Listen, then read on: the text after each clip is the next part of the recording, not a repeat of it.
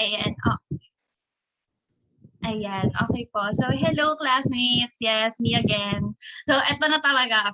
Um, wait lang, bago simulan ni Davena, um, ayun, i-ano lang, recap lang muna natin saglit kung ano ba yung nangyari ng Tuesday. So far, we have witnessed how the ancestors of humankind lived as hunters and gatherers, 99% of 2.5 million years na pagpapalagi nila rito sa Earth. And through time, nakita natin yung unti-unting pagpasok sa eksena ng food production na eventually na nakapagpalit sa pagiging hunters and gatherers ng mga ancestors natin. So, sa video lecture na ipe-present namin ni Davena, will reveal what happened when our ancestors first settled in their places. Ayun naman po siya. Sige, Davena, go na.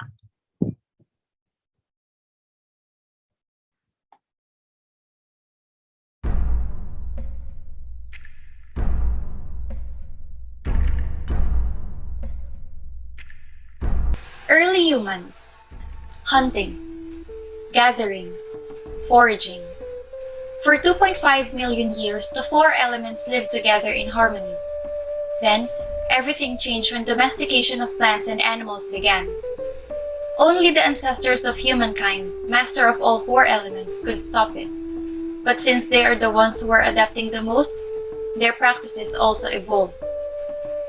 After 10,000 years of existence, our ancestors discovered a new way of harnessing energy sources using different kinds of tools. And this was also the time of their first settlements, thus embarking transition into the new world.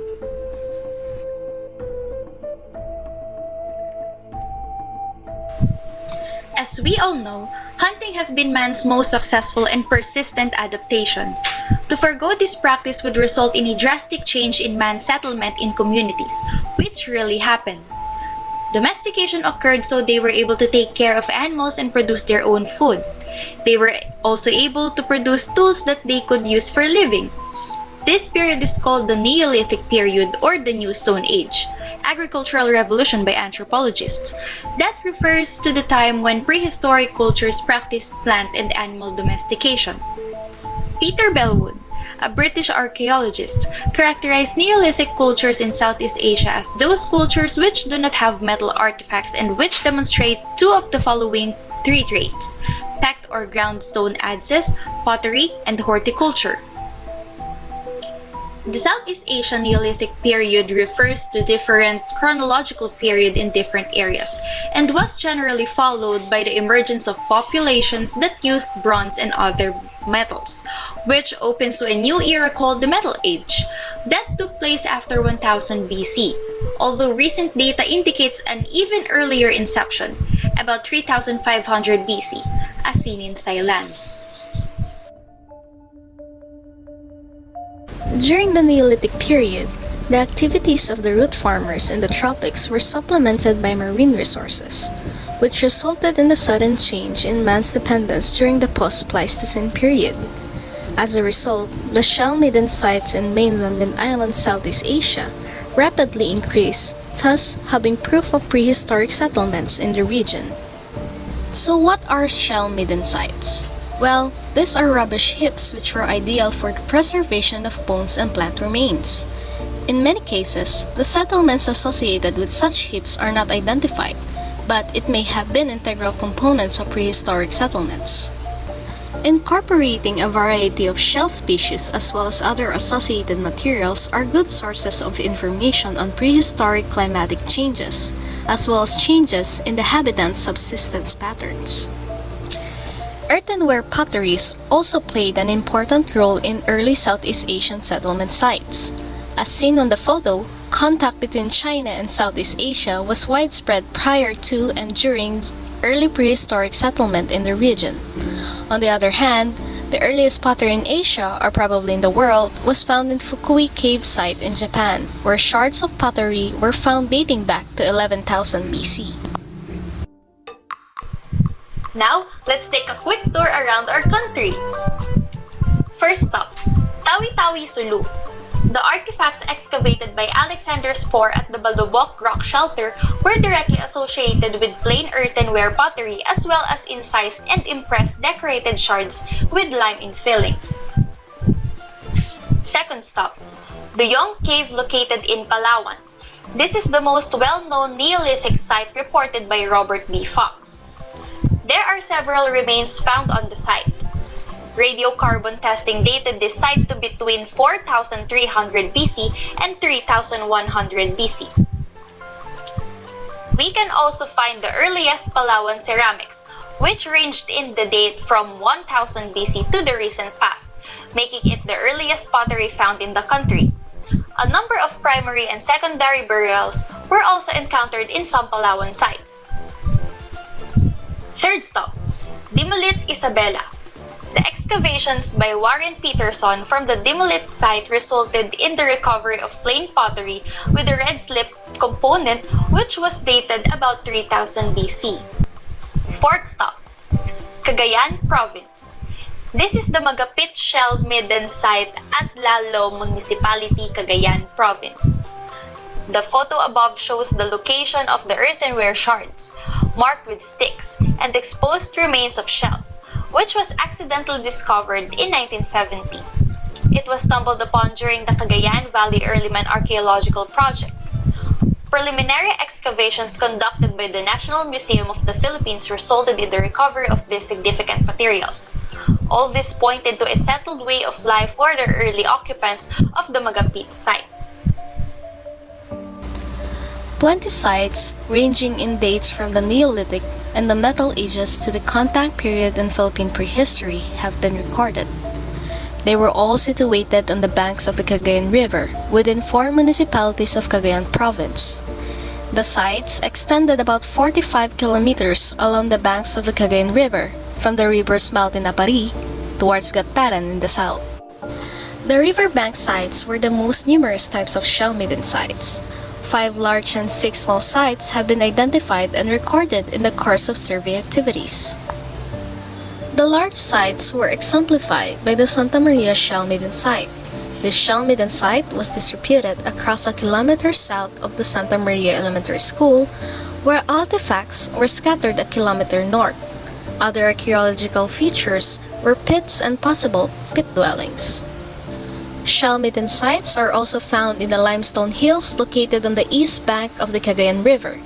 The Lalo Shell-Maiden site was first seen at Barangay Magapit, where the midden was observed on the slope of a hill. This site is even more visible today from the cemented main highway traversing the province of Cagayan.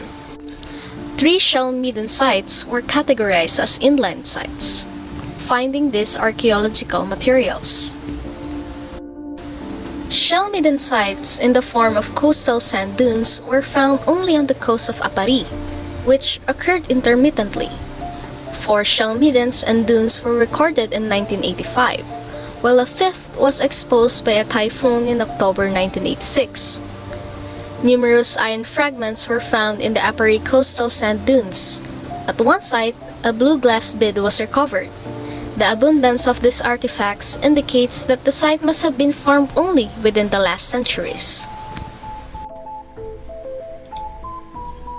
The new survival strategies during that time became fishing and shellfish collection. The limitations of restricted and declining resources were met with several possible solutions. The study of early settlement sites in the Philippines is currently based on indirect and circumstantial evidence. More research is needed to fully understand the rich prehistoric cultural heritage of the Philippine archipelago for the benefit of succeeding generations of Filipinos.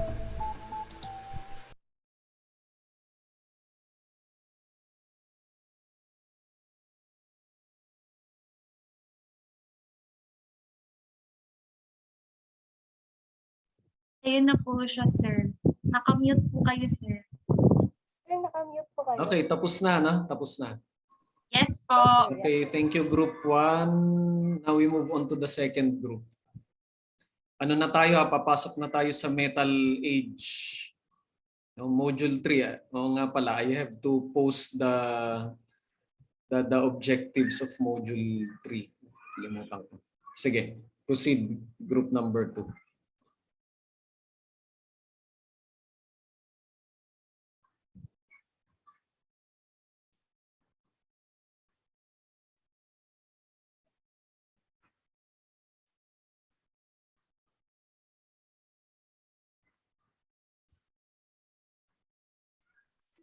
Hello, sir. Yes, Hello, good afternoon to all. Sir, is it now our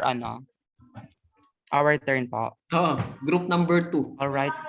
All right, sir. So, good afternoon to all. So, this is a 7-minute discussion video which will be showing the role and importance of jar in studying the human beings that settled here in the Philippines during the prehistory, and it will show how different jar burial practices allowed archaeologists to study the archaeological past of the Filipino people.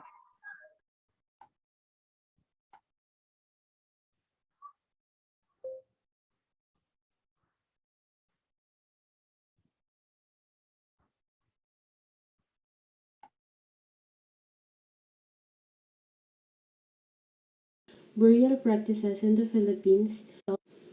We are going to report about the vessels to the afterlife, and enclosing this topic are the aspects of burial practices in the Philippines, burial jars, anthropomorphic jars found in Ayub Cave, other burial practices, and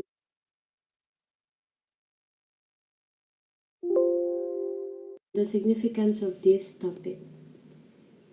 These burial practices have been observed during the prehistoric period, and these are the primary burials, secondary burials, and multiple coffin burials. For the primary burials, this is where the cadaver was disposed wholly in a certain place. There is no need for it to be moved or transferred, as the place where the cadaver was disposed is its permanent place. For the secondary burial, there is a need for a moving or transferring of the body to another place after the first burial. Usually, this is only applicable to the bones, and for the multiple coffin burials, this is when the bones from various skeletons were found together in one container, either a burial jar or a log coffin. Jar burial culture is an archaeological study accompanied by prehistoric clues. This is also incorporated by theories formulated by Bayer and Solheim. Bayer's theory focuses on the evidence of migration and that the wide distribution of jar burials was based on this. For him, the dispersion of the jar burials is a result of the people moving from one place to another. His theory became the standard until Solheim's formulation. For Solheim, he presented his theory based on the study of jars found in the Philippines and the Far East. Jar burial was an isolated practice which may have spread with or without the migration of the people. He, on the other hand, indicated that there is no need for people to move from time to time, since this practice is isolated, meaning that it is happening despite the migration of the people or without it. So, for the anthropomorphic jars found in Ayub Cave, on June 3, 1991, Michael Espadafora, a consultant geologist, reported to the National Museum of the discovery of pots in human form while treasure hunting for Japanese World War II gold bars in a cave in Maitum, Sarangani, then known as South Cotabato. The jars were coined as anthropomorphic because they were jars in human figure shapes. They resembled the faces of the people. It is also said to believe that these jars existed between the 5 BC and 370. The site was under the control of a local rebel leader, and the site was then controlled by the rebels, and they accidentally found the site because of treasure hunting. The cave is unstable and is used for secondary burials. Archaeologists believe that the cave entrance used to be just about a meter above ground level, but because of the treasure hunting, the hunters had to bulldoze the cave, making it unstable. The cave was also intended for secondary burial between the late Neolithic period and the Metal Age. One of the main goals of the fieldwork is to determine the functions or purposes of anthropomorphic potteries in their natural context, but there are so many things to take into account, like the safety of the team members as well, since the area during that time is surrounded by rebels, and the cave is also not in its good shape. Hence, the first step is to find cultural materials in their original natural setting for the reconstruction, which then serves as their basis. Then secondly, the need to identify the disturbed areas is also necessary to check if there are some areas that have been left by the hunters. And then lastly, plastic bags were prepped for the collection since it is more effective to plot archaeological remains through clusters and assemblage. The archaeological fieldwork also incorporated field interviews to ask the people who had seen the Ayub cave before and after its disturbance by treasure hunters. Hence, the alteration of the cave is caused by two processes. Firstly, the cultural transformation or sea transform due to treasure hunting led by the hunters, and secondly, the natural transformation or end transform like earthquakes and erosion. The designers and curators of the anthropomorphic secondary burial jars were all deemed as good artists and potters, for they have a knowledge of human anatomy, and they also paid attention to details because of the depiction of pierced earlobes and even face and body painting. Also, one example is the anthropomorphic pottery fragments, like that of body parts in the form of female breasts, as an indication that these curators were indeed knowledgeable in terms of human anatomy. This is also a good way to provide clues regarding the sex, age, and physical build of a corpse. Then other burial practice is the House of Bones, or a contemporary example of a secondary burial of the Hanu no Mangyan, as recorded by Masaru Miyamoto. This is led by the Panugkutkutan, or a male who specializes in arranging the bones in a traditional way. The Panugkutkutan spreads a white blanket on the grave to call the soul of the deceased. Then prayers and rituals will follow. The bones are exhumed more or less 1 year after the death, and after that, a house is built in the house yard called Balay Butol, or House of Bones. The rite of exhumation is called kutkut, and the feast or panludan or punsiyon is held after the rite. The purpose of this study is to determine the prehistoric roots of the Maguindanao, and also serves as the basis of the archaeological past of the Filipino people in general, for us to have knowledge with regards to our roots and identities. Thank you. Okay, thank you very much, Group 2. Okay, now we call on our reactors. First would be Carlo. Hello po, dinig po ba? Yes, nadidinig. Yes. Yes. First reporter po, may isa pong comment tapos isang tanong na lang. Yung comment ko po, aside po kaya sa Thailand na nasabi dun sa pag-emerge ng metal noon, addition ko na lang din po na nag-emerge din po yung metal from migration from Vietnam, more specifically from Dongson culture po ba yung nabasa ko dun sa kasaysayan. And dun sa South China Coast, dun din po yung nag-emerge yung metal. Tapos yung tanong ko po, kasi parang dun sa report, parang napag-aswan po yung metal site yung site po ng Shell Midden sa Magapit tsaka Lalo. Parang napaghiwalay po sila pala. Tatanong ko lang kung magkaibang site po ba yun kasi ang Magapit po nasa Lalo mismo. Yung Sir, group, pakiulit, naging choppy siya sa part ng lalo. Ano yun? Tatanong ko lang sana kung same location ba yung pinakita nyo na Magapit pati yung Lalo kasi yung Magapit nasa Lalo na siya mismo.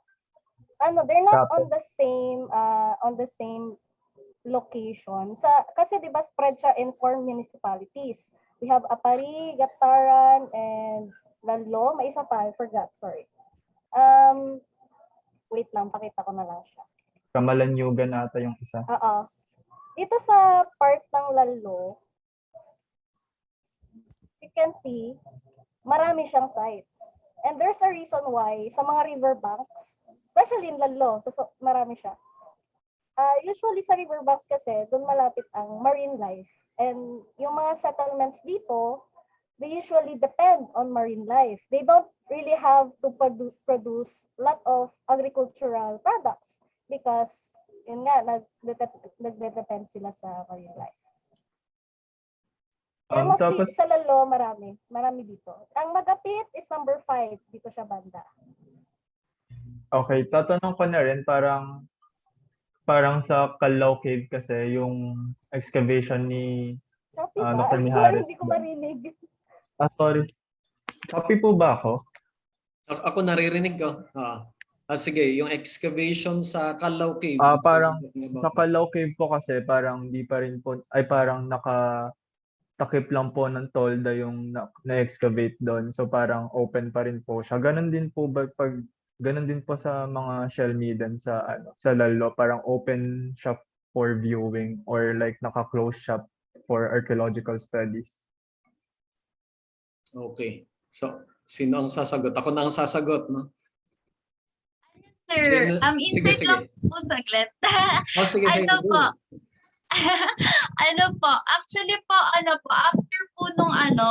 after po ng na-discover yung site na yon, nagkaroon po ng mga further diggings po yung mga nagsa-study nun. Tapos, ayun po, open din po siya for viewing. Actually po, meron pong picture si Ferdinand Marcos po na pumunta siya doon before sa Lalo. Like, wait lang po. Pwede po ba akong mag-screen share?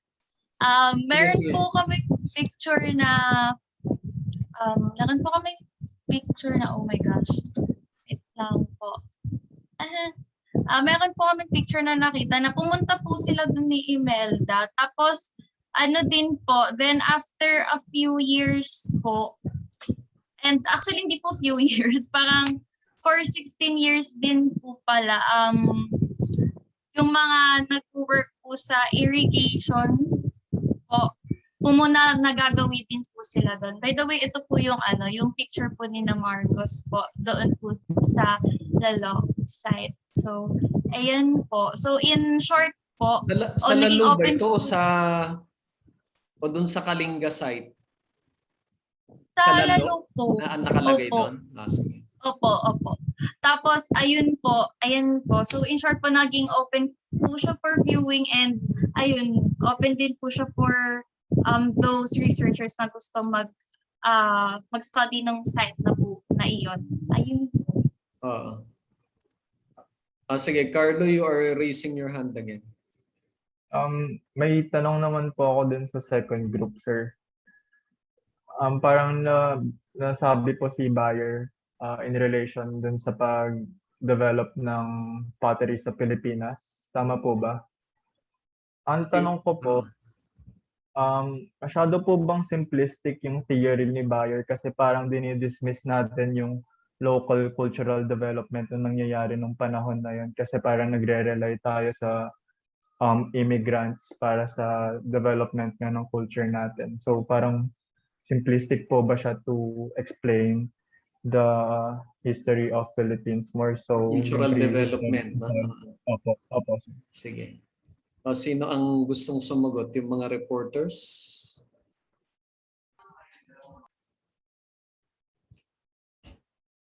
Sige, yung mga reporters gusto nyo sumagot? Si Carl. Sige, Carl. Hello, sir. Hello, guys, again. So I will attempt, sir, to answer the question. So, regarding if there was a local cultural development, I think if we're going to base it on the jar burials that were present, that were widely distributed in the Philippines, according to Wilhelm Solheim, it was contrary to Ottlebayer's theory that the jar burials was the was the evidence of migration. Unlike Wilhelm Solheim's theory, according to him, the wide distribution of the jar burials here in the Philippines was due to the isolated practice of the different groups that settled during during these times, especially during the Neolithic period. Okay. So yes, sir. Okay, sige. Thank you, Carlo. Dalawang Carlo. Ano? Carl at saka Carlo pala. Sige.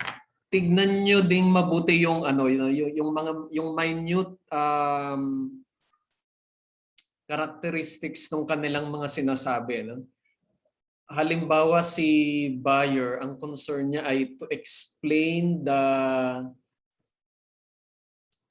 appearance of different groups of people. Halimbawa, groups according to morphological characteristics, ganyan. Whereas si Solheim, mas cultural, no? At si Solheim hindi niya ina-extend hanggang Old Stone Age. Mahilig siya sa Neolithic, no? If pagbuhay pa halimbawa si Solheim, and if you attend his classes, yung buong class niya pwede niyang gawing Neolithic lang yon, no? Kasi dun siya mahilig, no?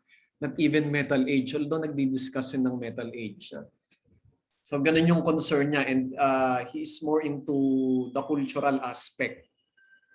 Okay, so mahilig din siya sa tinatawag yung konsepto natin ng diffusion. If you are familiar with this, no? Tulad nga nung sinabi ni sino ba nagbanggit, si Carlo yata yun, no? Diffusion or diffusionism. Diffusionism is the idea that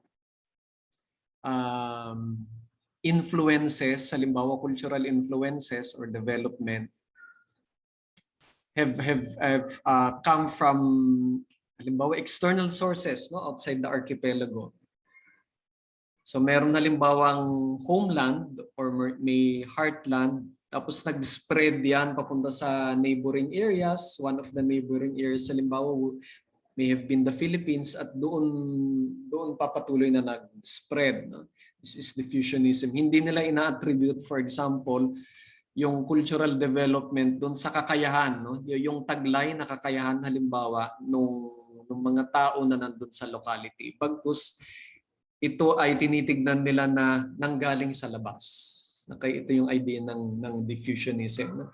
At dito ito yung isang key element doon sa tinatawag natin na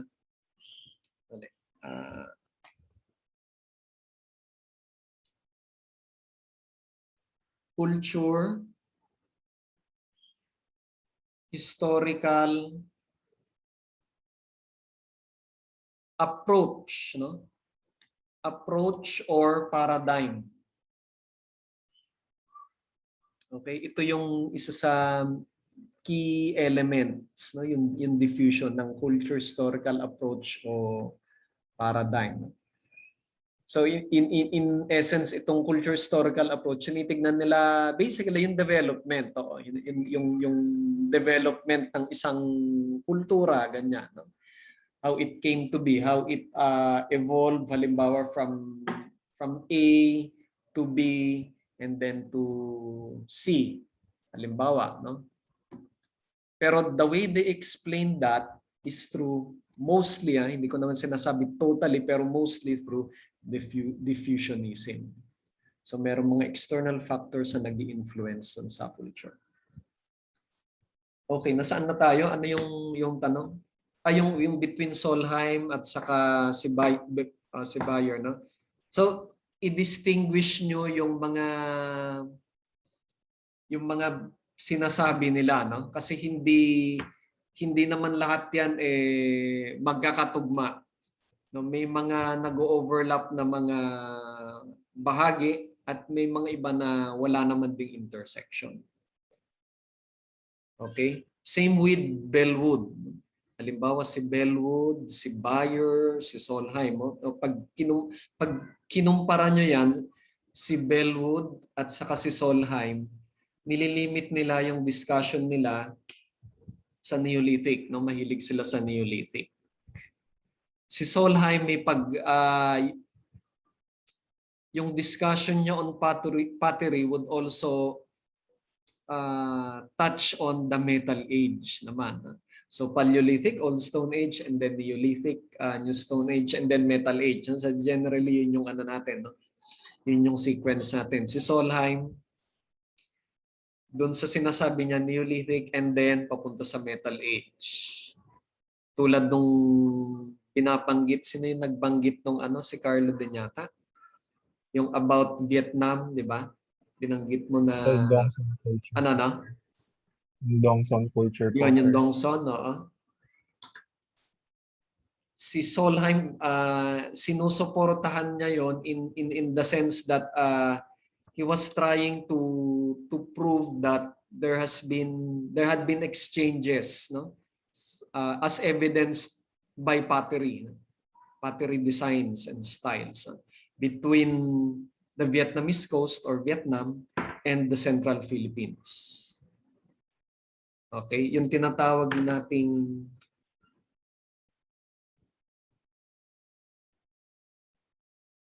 Sawin Kalanay.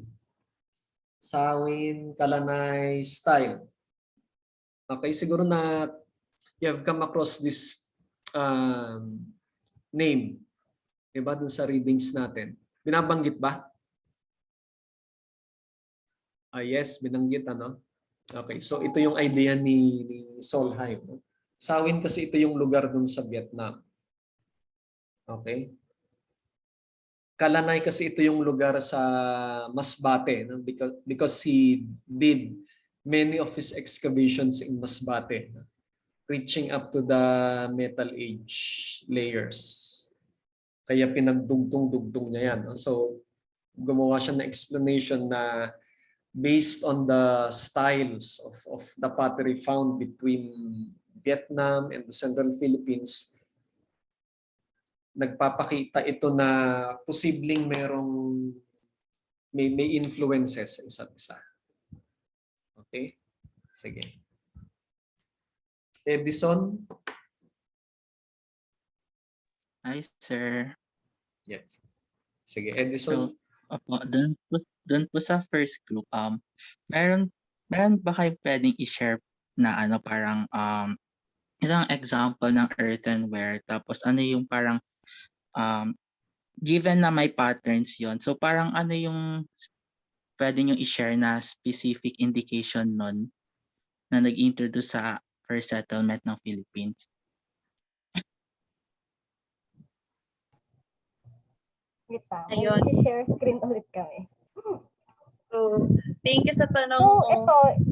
ito yung sasabi ni Sir na from Masbate, I think. Then, this is from Taipei. Makikita niyo yung patterns here. Walang We have picture. The circles, meron yung letter V. So, ito yung... Walang picture. Ay, wala po. Ay, sandali. Titignan ko. Baka ako yung... Ayan. Ayan, meron na. Ayan. Ano po? Ito Okay, po. tama. Yan nga. Ito po yung sa Masbate. Opo. We have the letter V. Ito po. And the circle. Then here naman is from Saipan, Marianas, which is north of the Philippines. Then Cagayan Valley. And East New of the Philippines ang Marianas. So Taiwan Then yung north, here is east Bataan yung and Marianas. Ay, east ng Philippines. Oo, sa Guam, yung area na yon, no?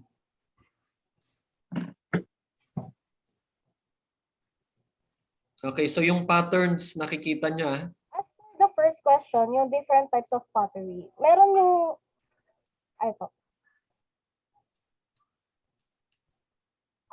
Okay, so maganda itong litrato na ito, no? Hello po, narinig po ba? Yes, naririnig ko. Yes, Mars. Sige, tuloy ka lang. Ay, yung, as for the first question, yung different types of pots, dun sa Philippines muna tayo mag-focus. Dun sa Philippines, we have what we call the palayok, the lowly palayok. Meron yan sa page 56. Palayok is a general term for pot. So, pwede siya, ang ano niya, ang sasabi nila is, it could have been, well, yung nahanap nila sa Cagayan na pieces of pottery, it could have been utilitarian use. Pwede siyang storage, pwede siyang for cooking. Kasi there were so few pieces that hindi nila ma-rebuild kung ano talaga yung itsura niya. So they just guess maybe it's utilitarian. However, yung nakita nila sa lugar na sanga-sanga, it's very specific characteristic siya. Polished and laid with lime, slip or curved and marked. May characteristic siya na hindi siya simple pottery. So, then pupunta tayo dun sa part na sinulat ni Gat Bonton. Siya po yung nagsulat ng Daloli Palayok. Pinasok niya din doon yung topic na jars. Kasi, what's the difference between a pot and a jar? Siyempre, yung jar, may takip siya. Parang yun yung difference nila na pinakita niya. Yung first characteristic na binigay niya for the jar is, hindi siya agad-agad burial jar. Ang una niyang sinabi doon is, first, it was used as storage or cooking. Secondary na lang yung definition na as a burial jar. And doon sa burial jar, may dalawang klase. Yung first or yung primary jar, that's the first burial. So, siguro buo pa yung katawan, but that's the first word. Then secondary, ang tawag niya sa secondary jar is the secondary bone jar. So, bones na siya. Ngayon, hindi niya exactly sinabi sa reading, si Gat Bonton, hindi niya sinabi exactly how many years does it take for them to move the body to from the first to the second jar. So, ang gines na lang namin is around 8 to 12 years because pag airtight yung jar, that's how long it takes to decompose the bones. And mapupunta dito yung sa next reporter is yung part ng may tinatawag tayong stem cup jars. Ang stem cup jars is para silang wala kasi tayong photo. Wait lang po. Para po silang wine glass, sir. Like yung Malaking wine glass. malaking wine glass po. Tapos yung itsura po nila, sir. Opo. Opo, yun. Yung shape po nila, sir, parang ito po yung babang part, tapos ito po yung parang bowl, gano'n. Parang siyang ganito, sir. Parang siyang ganito. Kaso mas matangkad yung dito. Yung part dito. Yung mga ganong pots naman, di ba? Sinabi na natin, yung mga jar, they were used for burials. Etong mga to, they are usually for offerings. For ground burials naman siya. Yung, nililibing talaga siya. So, ito yung mga nilalagay nila for offering. And naglalagay din sila ng mga bagay-bagay doon, mga materials, na accessories that para dun sa namatay. So, you can see here, may idea na sila ng afterlife. Dun sa practice nilang yun. Nasagot ba? Okay, satisfied. Kasi kung titignan natin, halimbawa, ina-expect, sige Edison, may sasabihin ka? Sir, wala naman po. Yung next question lang po sa group. Okay. 2. Sige. Sige, next. Ano yung Doon next po question? sa second group po, out of curiosity lang din po. So, di ba po yung burial practices is dependent din sa funerary practices ng group na kung saan belong yung tao. Regarding po dun sa sagada hanging coffins po, ano po ang classification po ng burial yung ginawa sa doon po? Hanging coffin, sige. Yung second group, ano ang masasabi niyo? Ito ba ay, kasi meron tayong types of burial, no? For convenience, no? Para meron tayong terms. Yung secondary Sir? burial, ito yung paglilibing, ay sandali. Unahin muna natin yung primary inhumation. So primary inhumation. Okay, ito yung paglilibing ng katawan, no? Ng bangkay mismo, dun sa lupa, no? Hindi kinikremate, hindi nilalagay or hindi well, anyway, yun muna, no? Isipin niyo na lang yun, no? Yung bangkay ililibing sa lupa. Yun yung tinatawag na primary inhumation. Yung isang binabanggit nyo ay yung secondary burial. Yung secondary burial, pag nailibing nyo na yung bangkay, so after 1 year or more, uhukayin yun, no? May mga practices, mga cultural groups ang practice, uhukayin nila yon at kukunin yung mga buto, lahat yan, halimbawa pati yung skull, ganyan, no? At ilalagay nila sa isa pang container. May ritual din na gagawin at saka ililibing na naman. Yun yung tinatawag na secondary burial. Nung secondary burial, pwede na lang ilagay sa burial jars or pwede sa ibang lalagyan like wooden coffins, halimbawa, or boxes, no? Not necessarily coffins. Or kung minsan, tulad sa Cordillera region, minsan binabalot lang ng tela. Yan, tapos ilalagay sa ilalim ng bahay. No? At present, ganun yung ginagawa nila sa Ifugao. Okay, so yun ang tinatawag na secondary burial. So yung sa Sagada, again, let's return to the second reporters. So ano yung sa Sagada? Paano sila naglilibing doon? Sir, regarding that Sagada thing, can I respond it through quoting words from a website? Sige. So, all right, sir. So according to atlasobscura.com, the people of Sagada follow a unique burial ritual where the out of hallowed logs. If they are too weak or ill, their families prepare their coffins instead. The dead are placed inside their coffins, sometimes breaking their bones in the process of fitting them in, and the coffins are brought to a cave for burial.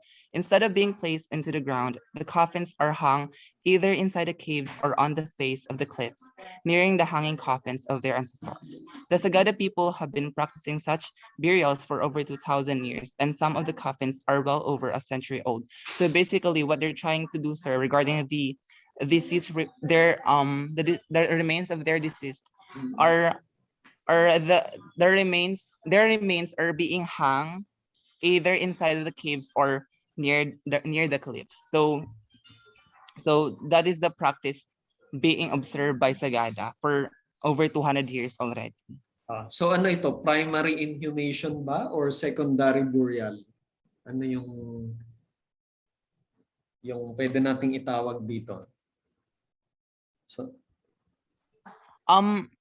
my partner and I, sir, assume that this type of burial practice is a secondary type because not all of the remains or even the organs are included in the process of hanging those remains, because it only focused on the bones where the bones is either with perhaps covered and then hung in caves or in the cliffs.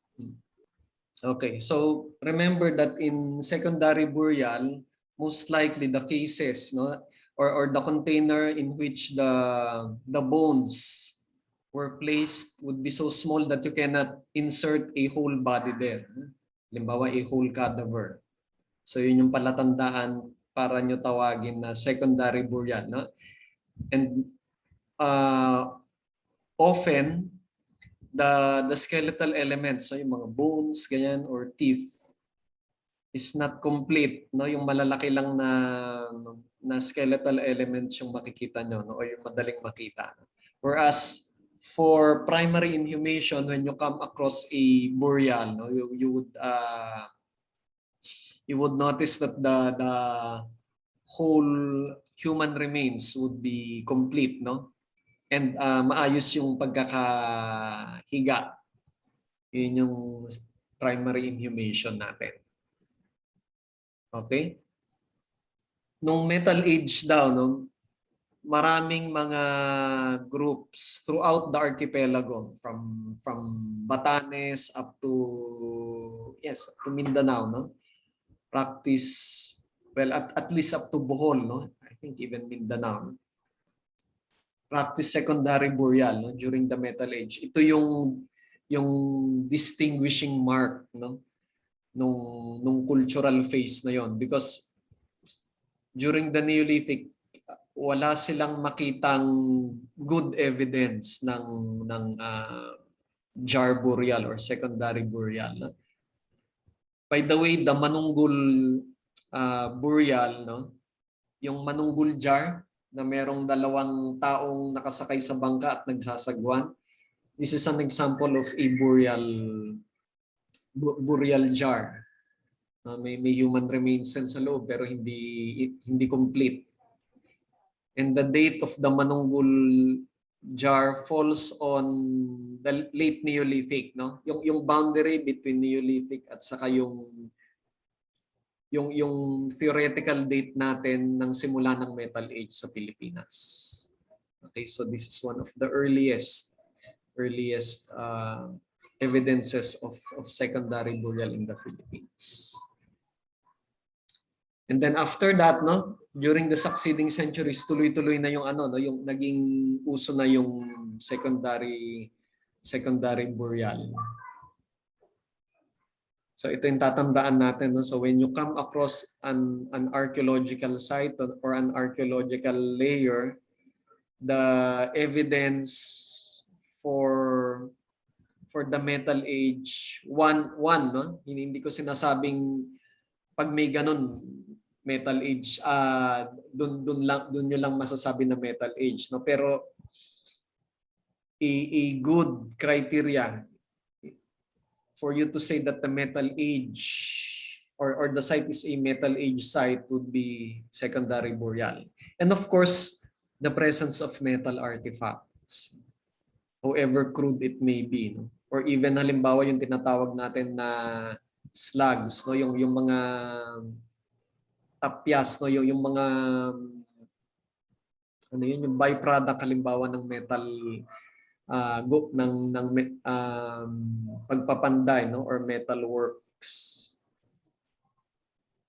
So yun yung mga evidences natin ng Metal Age. Okay, Alisa.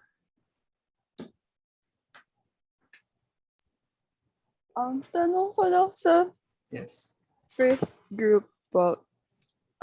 Comment ko pala muna. Gusto ko yung pag-reference ng Avatar, The Last Airbender sa first video. Naging creative yung video. Pero naging problema ko na nag-lag ng onti yung video para sa akin.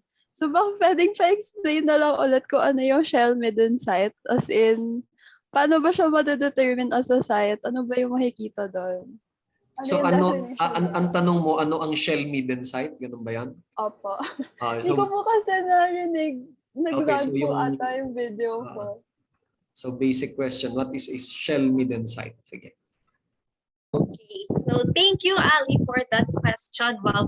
Ano naman, yung shell midden site, Mars, basically, ayun, site siya na kinocompose ng mga shell middens. So, ano nga ba yung mga shell middens? So, yung mga shell middens, ayun siya, isa siyang archaeological feature na binubuo ng mga deposits ng mga mollusks or mga shells, ganon, intermixed with artifacts and ecofacts or, ayun, mga biological remains. So, para maging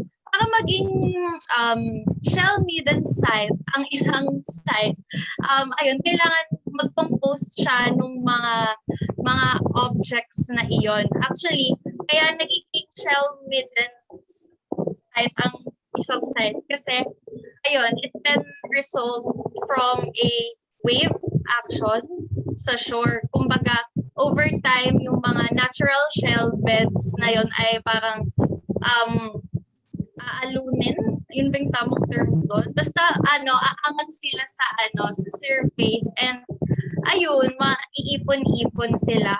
And or Sige, result sige. ng or pwede rin siyang maging result ng sea level changes. So, kaya nagkakaroon tayo ng shell midden sites. Ayun Pwede ko po. ba tanong, anong mga biological remains yung kasama usually sa shell midden site? Ayun, mga ecofacts na ano ba pwedeng example to?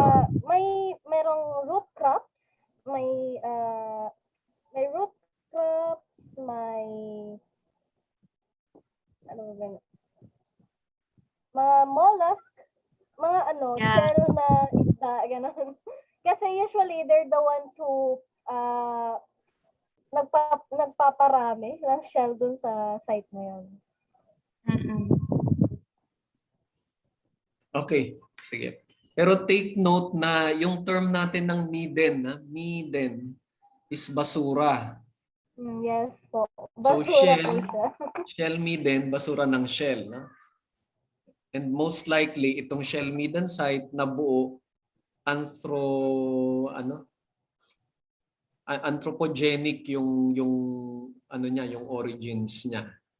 Okay, so nabuo ng tao. Ibig sabihin, most likely kumain yung tao or ginamit niya yung shell and then unti-unti niyang itinatapon doon sa iisang lugar, no? Hanggang sa nag-accumulate. Okay? So doon natin nalalaman na yung isang site, ano yung importance ng shell midden or any kind of midden for that matter, na gawa ito ng tao. And possibly, kung mayroon kang midden, yung residence ng tao ay nandoon. No? Malamang may occupation ng tao o kaya siguro naging permanent yung residence niya or seasonal na. Pero ang importante doon, at least na may influence yung tao doon sa pagkakabuo nung klase ng site na yon. So it is not just from natural causes, but kaya natin tinatawag na midden ay dahil tapunan ito, no? Nagiging basura. So ano yung mga posibleng makikita sa shell midden? I-name it, ano ba yung makikita sa isang basurahan? Maraming shells kasi nga shell midden. Whatever species thrives on that locality, halimbawa sa Lalo, no? or other settlements along the Cagayan River. No? Ang Cagayan River, hindi ko alam kung hanggang saan nakakarating yung salinity, no? from the Babuyan Channel. No? Pero kung hindi masyadong malayo yung nararating ng salt water, fresh water pa rin, no? Yung tubig na nandun sa tabi ng shell midden. So we could expect, for example, that the species that are found in a shell midden site, no, the molluscan species would be freshwater shells and clams, halimbawa. No? Posible naman ding na na marine, pwede rin naman 'yon. No? Kung malayo yung inaabot ng salt water, no?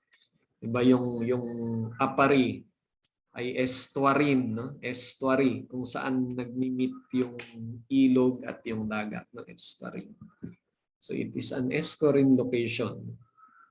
Halimbawa kung titignan nyo yung Pasig River, no? I think all of you have seen the Pasig River, di ba?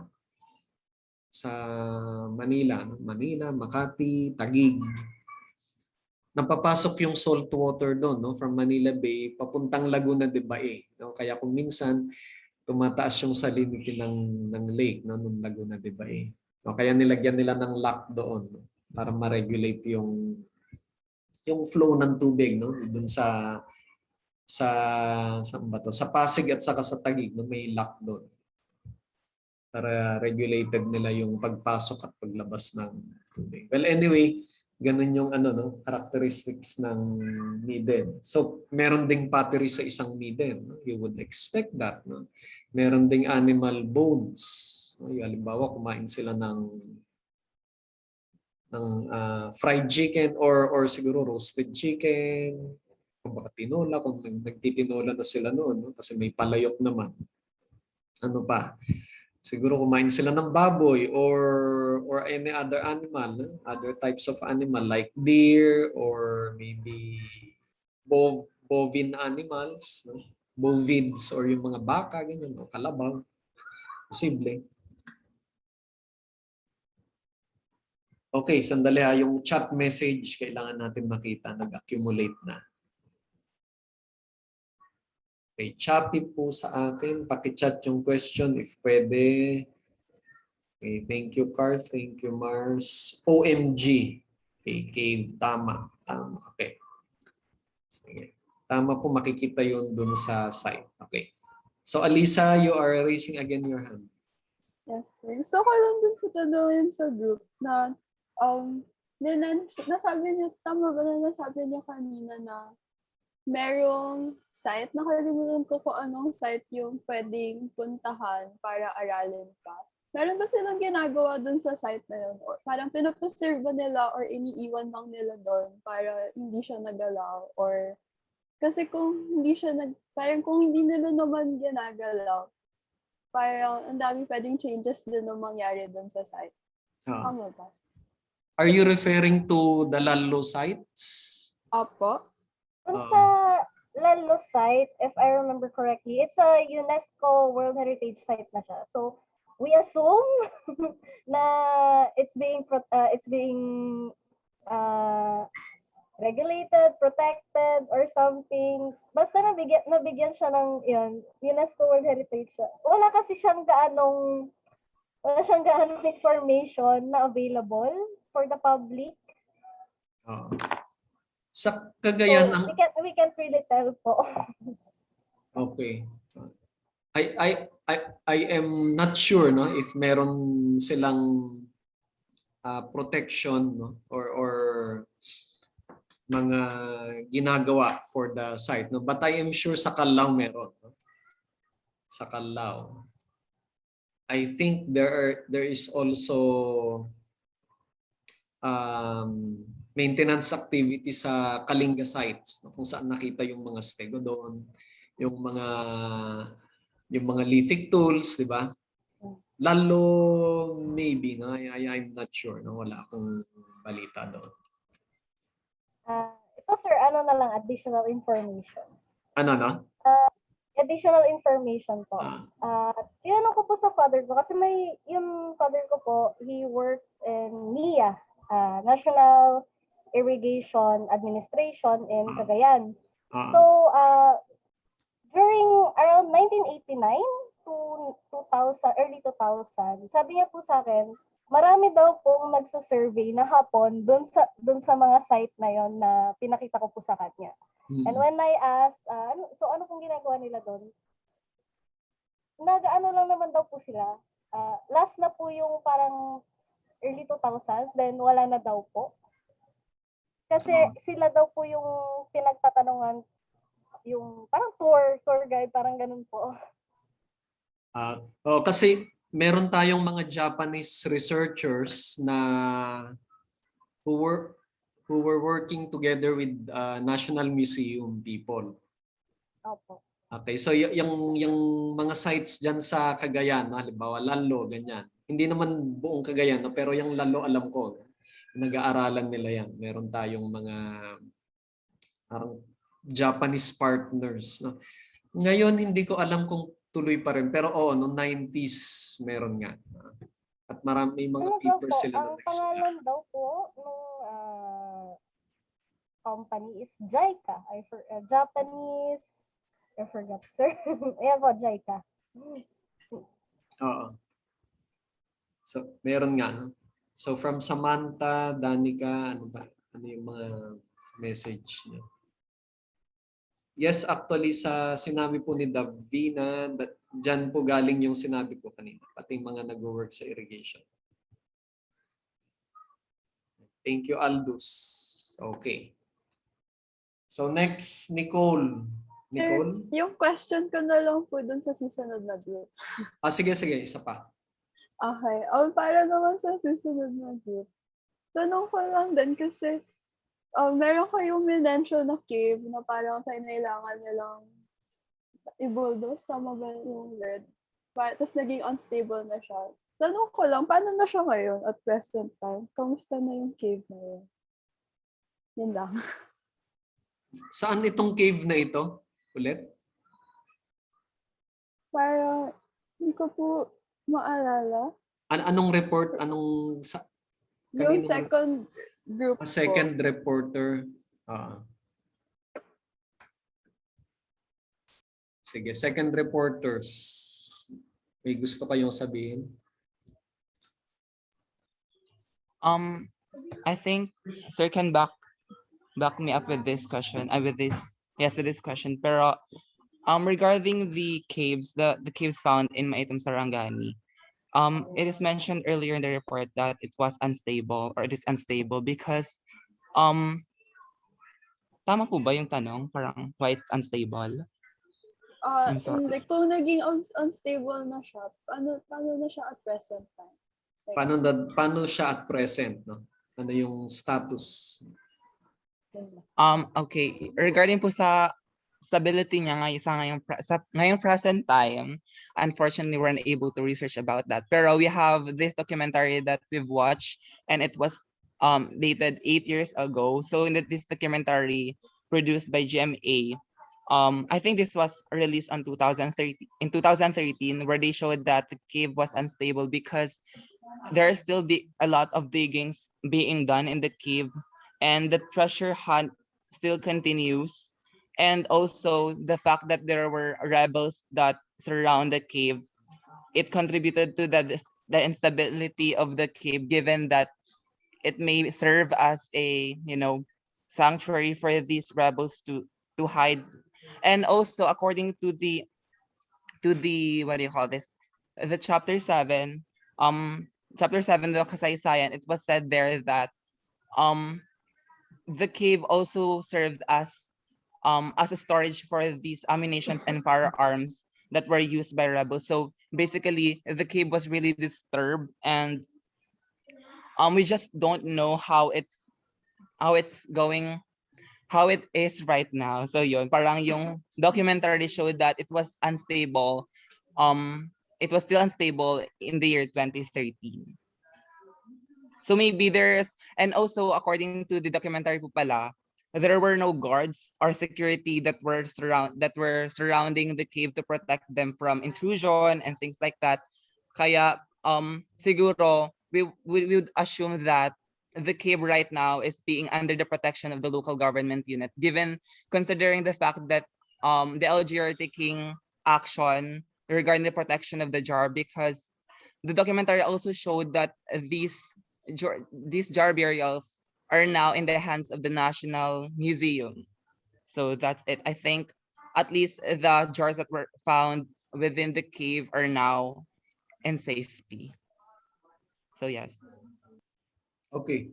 So yung site natin ng Maitum ay yung Ayub Cave, no? This is a problematic site, no? You cannot do a good conservation project there because the situation, no, is problematic. Marami halimbawa yung peace and order, no? Lagay na lang natin na gano'n. Tawagin na lang natin na may problema siya sa peace and order. Lalong-lalo na halimbawa yung mga nangyayaring yung mga low intensity conflicts doon, no? That is why when Dr. Eusebio Dizon, no, the head of the team during that time, no, who excavated Ayub Cave, no? And they went there, they have to be protected by the military. Kasama yon, no? Papunta sila na habang nag-excavate, kailangan may abiso doon sa mga ibang indigenous peoples doon, no? Kasi militarized yung mga ibang communities doon ng indigenous people. So lalong-lalo pat merong alam niyo yun yung Islamic issue, no? Yung Islamic Filipino problem, no, ay laganap dun sa lugar na yun. Sa ngayon, hindi ko alam kung meron silang proyekto doon, no, in order to preserve that. Ang huli kong narinig, this was a few years ago, tuloy-tuloy pa rin yung treasure hunting doon sa lugar. Actually, I have attended a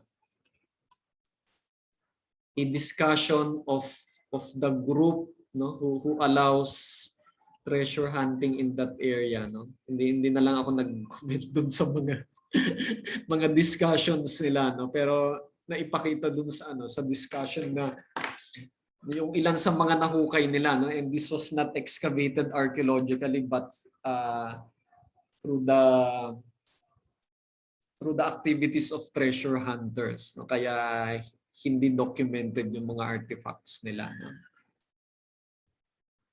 Ganun yung sitwasyon natin ngayon doon, no. Actually, hindi lang doon, pati sa mga ibang lugar ng Pilipinas, no. And that is why the National Museum and universities like the UP advocates that when you see a potential archaeological site, no, kailangan ipagbigay alam mo para hindi mapuntahan ng treasure hunters. Okay. So, Nicole. Sige, si Nicole naman. Nicole Justin. Okay. Hello po guys. So, mayroon lang po akong tag-isang questions dun sa per group. Tapos po, syempre po, congratulations po sa mga nag-report ngayon kasi sobrang ganda po. Yan po. Bali po yung question ko po kanila, Sam and Davena. How much similarity or parang paano nyo ma-measure yung similarity yung between dun sa dalawang lugar gamit yung mga shell artifacts doon? Parang paano nyo mapapatunayan na merong trade na naganap in terms of the jars and pots and all? Ayun.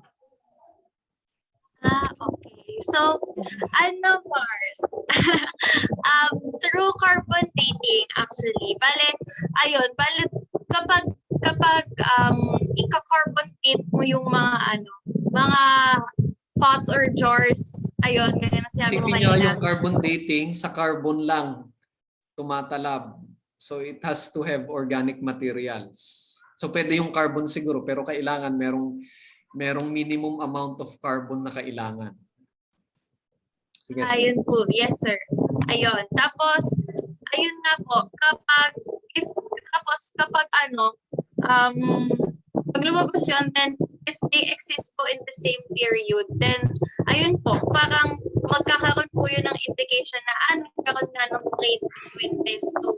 So, parang makokonect na rin po dun yung sinabi kanina po ni Kobe na about sa Vietnam thing. And also po yung in-explain din po kanina ni Davena earlier na ayun, na may pattern, yung about sa patterns po ng mga jars kanina po. Bale, nakita naman po natin doon na may mga patterns po na similar, diba? So, from that po, parang makikita na rin po natin doon na may similarities po between them. So, therefore, meron pong connection or interaction. Ayun, may interaction po na naganap between them.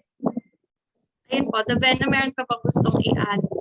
Yung in-explain kasi ni Gatbot nun is nung binigay niya yung mga places na he wrote na may nagkaroon ng trade, nagkaroon ng interaction. Ang sinasabi niya dito is, although may mga pare-parehong pattern, yes, how would you explain the differences? Parang baliktad niya in-explain. Hindi niya in-explain na okay, may similarities, ganon. Ang pagka-explain niya is, sabihin natin tong dalawang pot na to, they have the same characteristics. nung nagkaroon na ng trade, doon na nagkaroon ng differentiation, doon na nagkaroon ng distinction. Ganon yung pagka-explain ni Gatbot nun. And yun nga yung sinabi ni Sir, doon sa carbon dating, which ang hinahanap ata nila doon is carbon 14, yun. Doon sa binigay namin picture kanina, may mga dates na nag-overlap. So that is helpful evidence na these spots existed at the same time or in the same century at least. So parang magkakaroon na ng assume doon na okay, these two cultures at the same time had the same designs, almost the same designs.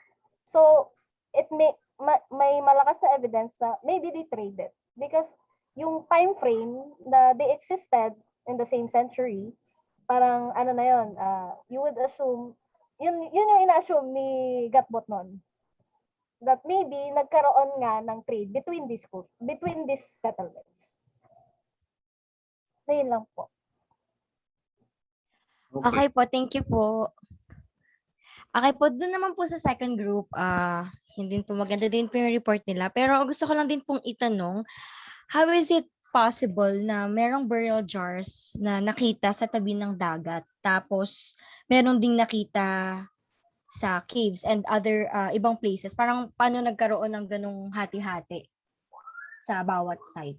Like, parang paano yung naging, ayun, how is it possible? Parang ano yung naging marker? Ba't nagkakaiba nung kung saan nakatagpuan yung mga burial jars? Yun lang po. Okay. Sige, second group, may gusto kayong sabihin?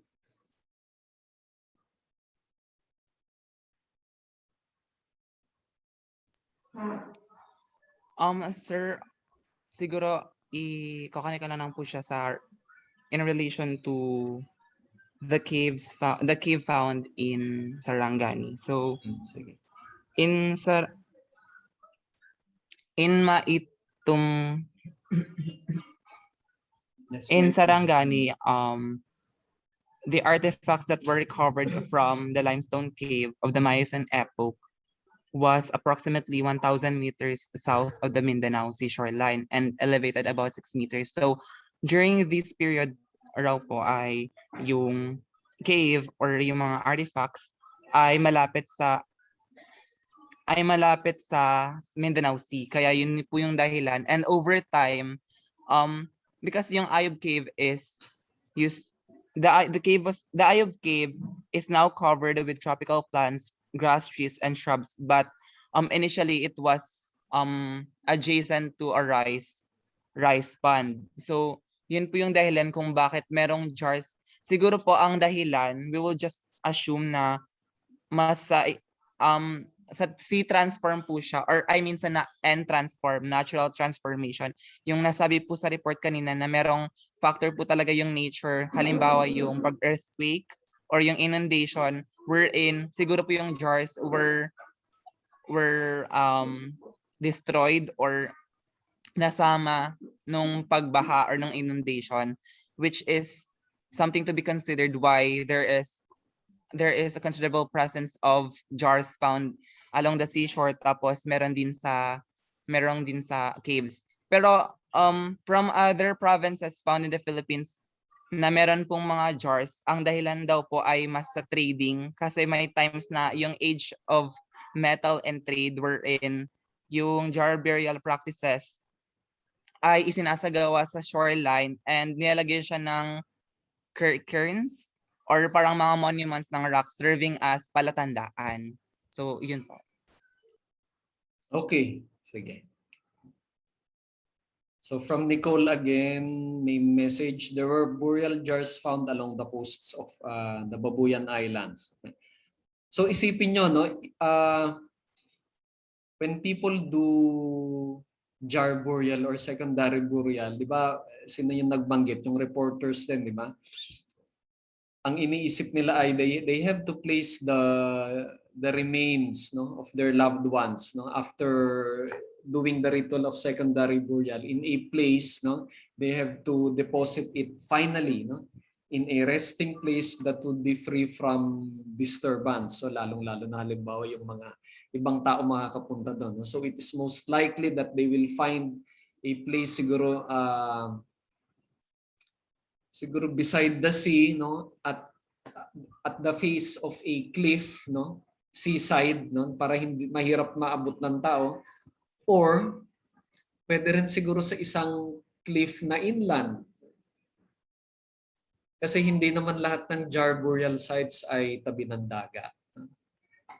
We also have inland burial jar burial sites. Hindi lang puro sa tabi ng coast. Although marami nga sa tabi ng coast.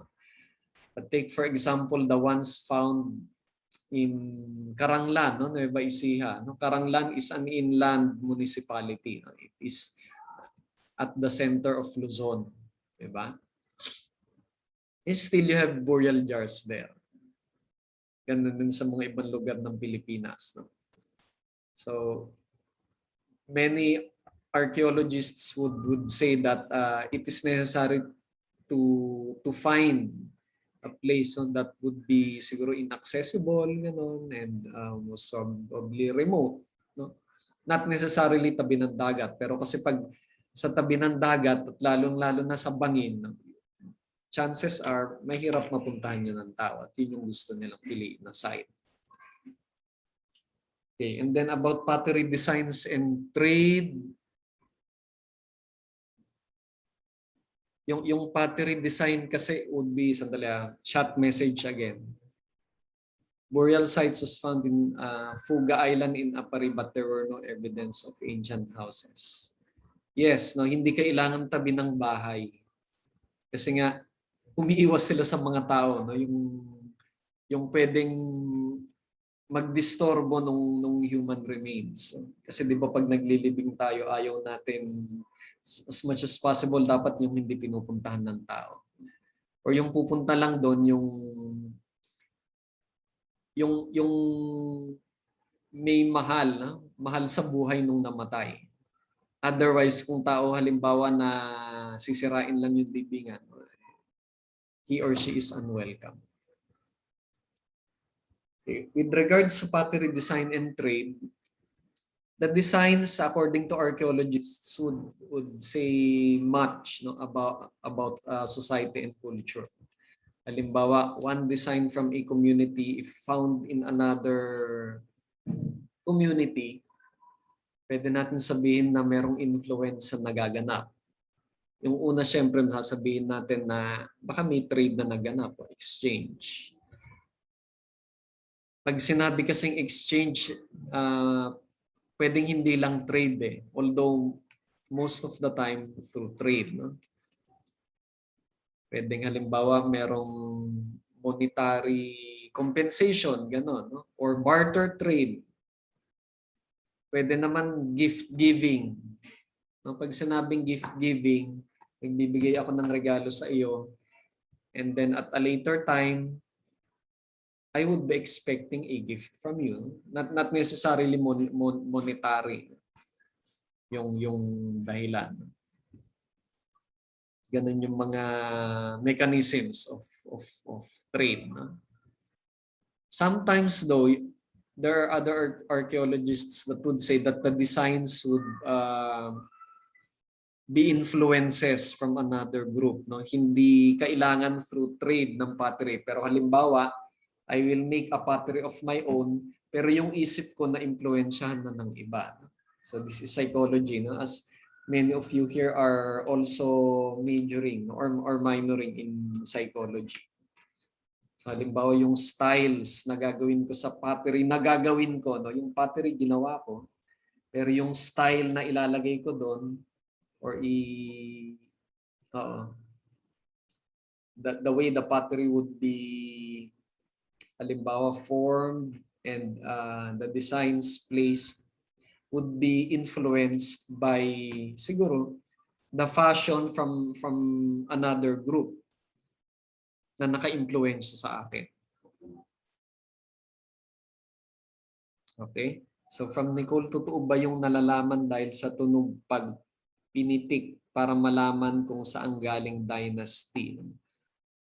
It depends dun sa material na material na ginawa or yung pagkakagawa.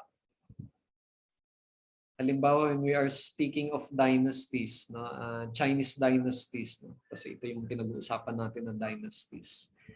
Iba halimbawa yung pagkakagawa ng mga potters sa Ming Dynasty ng porcelain at saka iba rin yung pagkakagawa dun sa Qing Dynasty. Ganyan. So pag kinumpare mo, makikita mo din naman yung pagkakaiba. Kaya posible, no? Although yung tunog, no? Pag tinap mo, hindi yata pulidong criteria, no? to distinguish between potteries. And in this case, blue and white porcelain ware.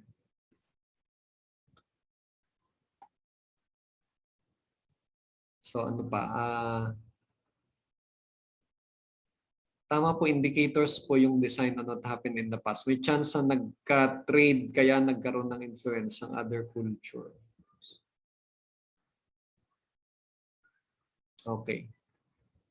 Kasi ang ginagawa nila, siguro, I don't know if you got this idea from, sige, si Carlo, may sasabihin ka, Carlo? Di po sir, parang clarification lang din po, parang sa sinabi nyo kanina. Naalala ko lang po kasi parang pottery na rin po yung pinag-uusapan.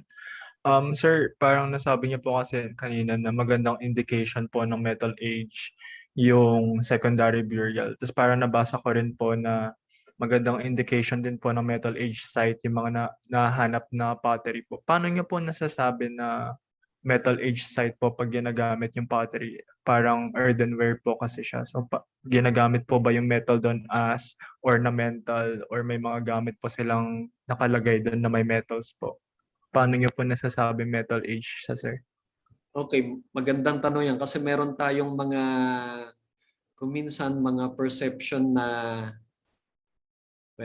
halimbawa si Solheim, no, gumamit siya ng pottery, no? May kinalaman ba yung pottery sa mga metals?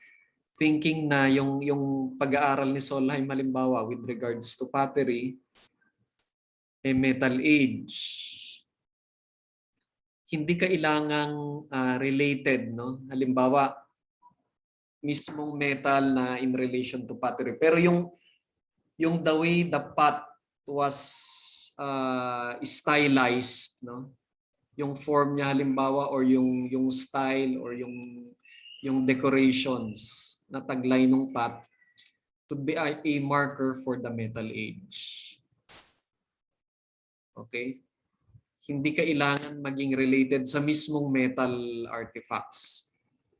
Pero yung style na yon kasi ay marker ng particular age na yon at nagkataon yung age na yon ay age ng metals o kung saan o kung kailan nagkaroon ng metals.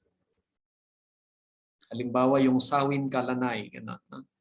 Kasi yung age na kung saan nakita yung sawin kalanay is also the age of metal artifacts or the appearance of the first metal artifacts. Kaya ganun yung natin, ganun natin kino-consider yung pottery in relation to the metal age. Thank you po, sir. Okay. So, going back, anong oras na ba? 7:30 na pala, no? So going back, siguro yung tunog, no?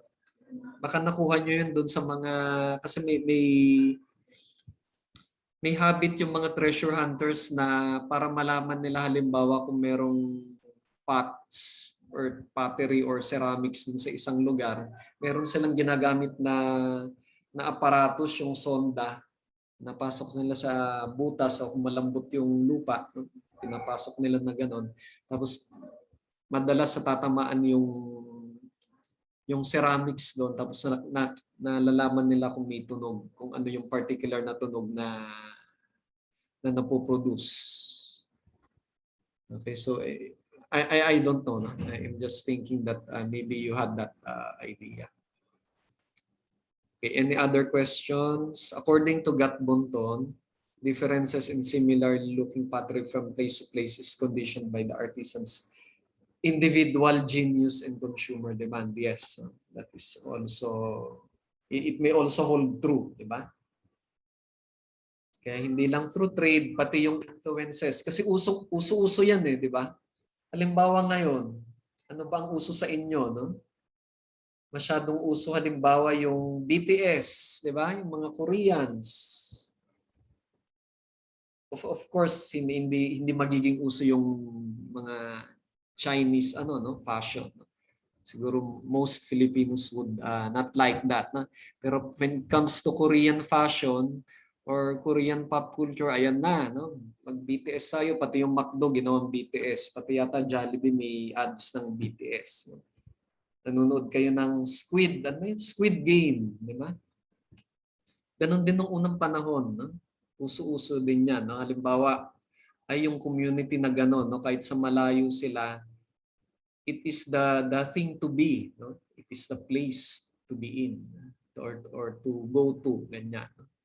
Ganon din sila noon. No? Siguro nung unang panahon, yung Khmer Empire, no? Southeast Asia, no? Yung mga Pilipino siguro hangad nila na, ay, punta tayo. Balang araw gusto ko rin marating yung Angkor, no? Yung Khmer Empire, no? Or even Butuan, no? Siguro yung mga nandun sa maliliit na islands like Bohol or Dinagat Island sa Mindanao, they have this aspiration that one day they would also like to go to Butuan kasi it is the center of all. No? Lahat ng uso dun galing sa Butuan, no? Ng mga panahon na yan. So something like that. Purple Heart. Sige. Yung mga ganyan. Okay, it's 7:30 and we will have our next meeting on, kailan ba yung in-schedule ko?